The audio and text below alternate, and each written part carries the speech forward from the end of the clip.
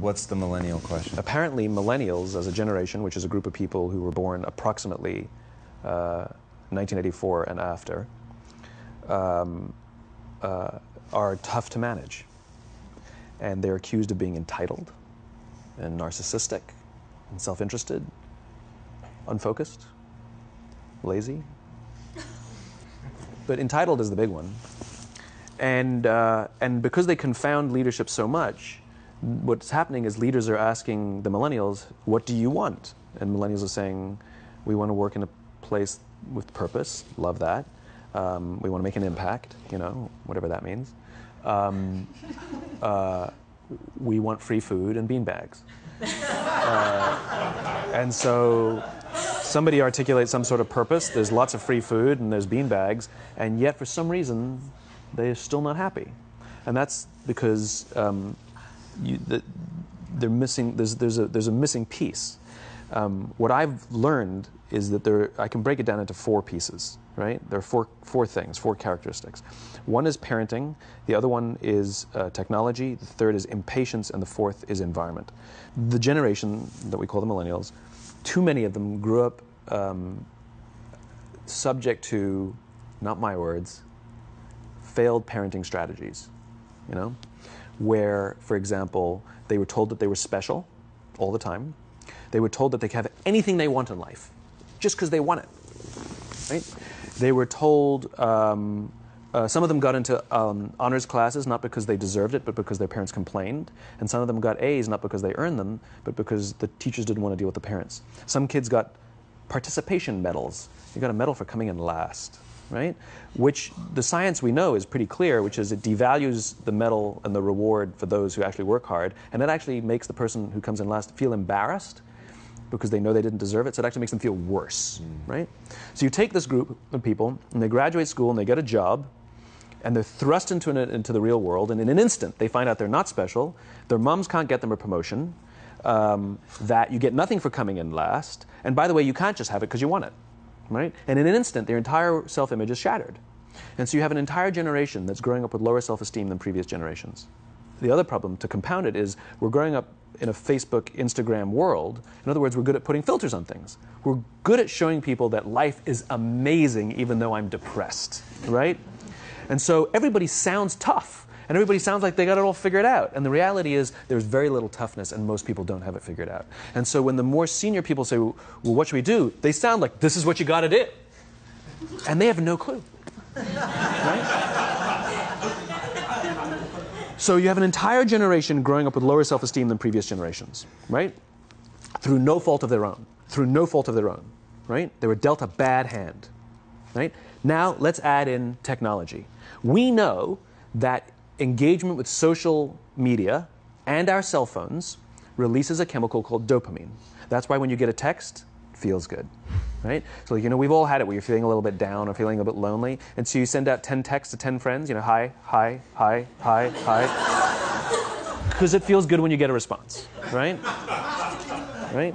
It's why we count the likes. It's why we go back 10 times to see if my Instagram is growing slower, did I do something wrong? Do they not like me anymore, right? The trauma for young kids to be unfriended, right? Because we know when you get a hit of dopamine, which feels good. It's why we like it. It's why we keep going back to it. Dopamine is the exact same chemical that makes us feel good when we smoke, when we drink, and when we gamble. In other words, it's highly, highly addictive, right? We have age restrictions on smoking, gambling, and alcohol, and we have no age restrictions on social media and cell phones, which is the equivalent of opening up the liquor cabinet and saying to our teenagers, hey, by the way, this adolescence thing, if it gets you down. But that's basically what's happening. That's basically what's happening, right? That's basically what happened. You have an entire generation that has access to an addictive, numbing chemical called dopamine through social media and cell phones as they're going through the high stress of adolescence. Why is this important? Almost every alcoholic discovered alcohol when they were teenagers. When we're very, very young, the only approval we need is the approval of our parents. And as we go through adolescence, we make this transition where we now need the approval of our peers. Very frustrating for our parents, very important for us. It allows us to acculturate outside of our immediate families into the broader tribe, right? It's a highly, highly stressful and anxious period of our lives, and we're supposed to learn to rely on our friends. Some people, quite by accident, discover alcohol and numbing effects of dopamine to help them cope with the stresses and anxieties of adolescence. Unfortunately, that becomes hardwired in their brains, and for the rest of their lives, when they suffer significant stress, they will not turn to a person, they will turn to the bottle. Social stress, financial stress, career stress, that's pretty much the primary reasons why an alcoholic drinks, right? What's happening is, because we're allowing unfettered access to these dopamine-producing devices and media, basically it's becoming hardwired, and what we're seeing is, as they grow older, too many kids don't know how to form deep, meaningful relationships. Their words, not mine. They will admit that many of their friendships are superficial. They will admit that their friends, that they don't count on their friends, they don't rely on their friends, they have fun with their friends, but they also know that their friends will cancel on them if something better comes along. Deep, meaningful relationships are not there because they never practice the skill set, and worse, they don't have the coping mechanisms to deal with stress. So when significant stress starts to show up in their lives, they're not turning to a person, they're turning to a device, they're turning to social media, they're turning to these things which offer temporary relief. We know, the science is clear, we know that people who spend more time on Facebook suffer higher rates of depression than people who spend less time on Facebook, right? These things balanced. Alcohol is not bad, too much alcohol is bad. Gambling is fun, too much gambling is dangerous, right? There's nothing wrong with social media and cell phones. It's the imbalance, right? If you're sitting at dinner with your friends and you're texting somebody who's not there, that's a problem. That's an addiction. If you're sitting in a meeting with people you're supposed to be listening to and speaking, and you put your phone on the table, face up or face down, I don't care, that sends a subconscious message to the room that you're just not that important to me right now, right? That's what happens. And the fact that you cannot put it away is because you are addicted. Right? If you wake up and you check your phone before you say good morning to your girlfriend, boyfriend, or spouse, you have an addiction. And like all addiction, in time, it'll destroy relationships, it'll cost time, and it'll cost money, and it'll make your life worse. Right? So you have a generation growing up with lower self-esteem that doesn't have the coping mechanisms to deal with stress. Right? Now you add in the sense of impatience. Right? They've grown up in a world of instant gratification. You want to buy something, you go on Amazon, it arrives the next day. You want to watch a movie? Log on and watch a movie. You don't check movie times. You want to watch a TV show? Binge. You don't even have to wait week to week to week, right?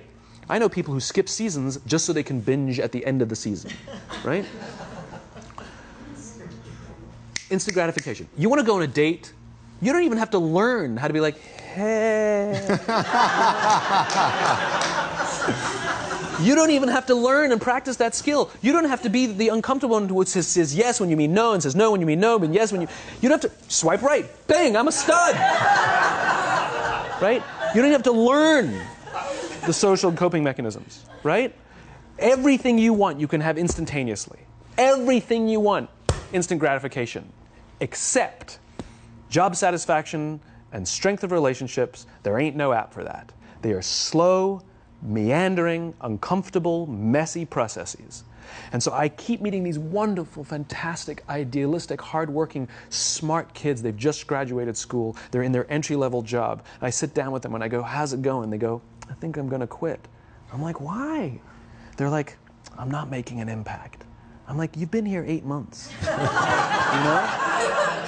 It's as if they're standing at the foot of a mountain and they have this abstract concept called impact that they want to have in the world, which is the summit. What they don't see is the mountain. I don't care if you go up the mountain quickly or slowly, but there's still a mountain. And so what this young generation needs to learn is patience. That some things that really, really matter, like love, or job fulfillment, joy, love of life, self-confidence, a skill set, any of these things, all of these things take time. Sometimes you can expedite pieces of it, but the overall journey is arduous and long and difficult. And if you don't ask for help and learn that skill set, you will fall off the mountain, or you will, the worst case scenario, and we're already seeing it, the worst case scenario is we're seeing an increase in suicide rates, we're seeing an increase in this generation, we're seeing an increase in accidental deaths due to drug overdoses, we're seeing more and more kids drop out of school or take leaves of absence due to depression, unheard of. These are all, this is really bad. The best case scenario, those are all bad cases, right? The best case scenario is you'll have an entire population growing up and going through life and just never really finding joy. They'll never really find deep fulfillment in work or in life. They'll just waft through life and it'll be just, it's fine. How's your job? It's fine. It's the same as yesterday. How's your relationship? It's fine. Like that's the best case scenario. Which leads me to the fourth point, which is environment. Which is we're taking this amazing group of young, fantastic kids who were just dealt a bad hand. It's no fault of their own. And we put them in corporate environments that care more about the numbers than they do about the kids. They care more about the short-term gains than the long-term life of this young human being.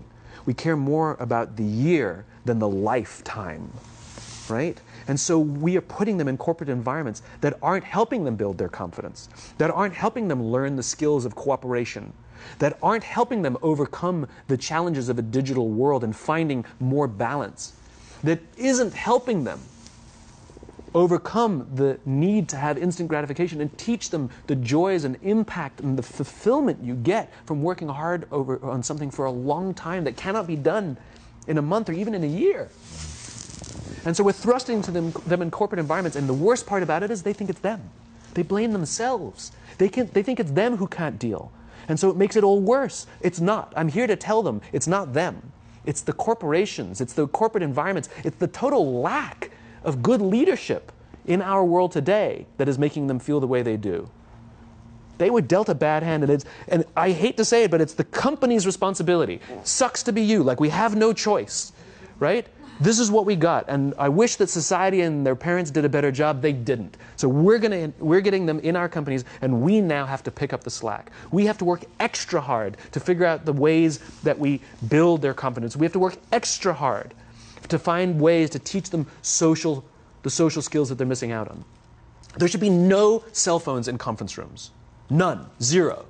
And I don't mean the kind of like sitting outside waiting to text. I mean like when you're sitting and waiting for a meeting to start, this is what we all do. We all sit here and wait for the meeting to start. Meeting starting? Okay. And we start the meeting. No, that's not how relationships are formed. Remember we talked about it's the little things? Relationships are formed this way. We're waiting for a meeting to start and we go, how's your dad? I heard he was in the hospital. Oh, he's really good. Thanks for asking. He's actually at home now. Oh, I'm really glad. That was really amazing. I know, it was really scary for a while. That's how you form relationships. Hey, did you ever get that report done? Oh my God, no, I didn't. I'll help you out. Can I help you out with that? Really? That's how trust forms. Trust doesn't form at an event in a day. Even bad times don't form trust immediately. It's the slow, steady consistency. And we have to create mechanisms where we allow for those little innocuous interactions to happen. But when we allow cell phones in conference rooms, we just, okay, have the meeting. And then my favorite is like when there's a cell phone there and you go like this, you go. It rings and you go. I'm not going to answer that. Like, Mr. Magnanimous, you know? When you're out for dinner with your friends, like, I do this with my friends. When we're going out for dinner and we're leaving together, we'll leave our cell phones at home. Who are we calling? Maybe one of us will bring a phone in case we need to call an Uber or take a picture of our meal. That's what I was saying. Come on. I'm an idealist, but I'm not insane. You know? Not a heathen. I mean, it looked really good. We'll take one phone. And so it's like an alcoholic. The reason you take the alcohol out of the house is because we cannot trust our willpower. We're just not strong enough. But when you remove the temptation, it actually makes it a lot easier. And so when you just say, don't check your phone, people literally will go like this. And somebody will go to the bathroom, and what's the first thing we do? Grab the phone. Because I wouldn't want to look around the restaurant for a minute and a half, you know? But if you don't have the phone, you just kind of enjoy the world. And that's where ideas happen. The constant engagement is not where you have innovation and ideas. Ideas happen when our minds wander and we go, and you see something, I bet they could do that. That's called innovation, right? But we're taking away all those little moments, right? You should not, and none of us should charge our phones by our beds. We should be charging our phones in the living rooms, right? Remove the temptation. You wake up in the middle of the night because you can't sleep, you won't check your phone, which makes it worse. But if it's in the living room, it's relaxed, it's fine. But it's my alarm clock. Buy an alarm clock. They cost $8, right? I'll buy you an alarm, right? But the point is we now in industry, whether we like it or not, we don't get a choice. We now have a responsibility to make up the shortfall and to help this amazing, idealistic, fantastic generation build their confidence, learn patience, learn the social skills, find a better balance between life and technology. Because, quite frankly, it's the right thing to do.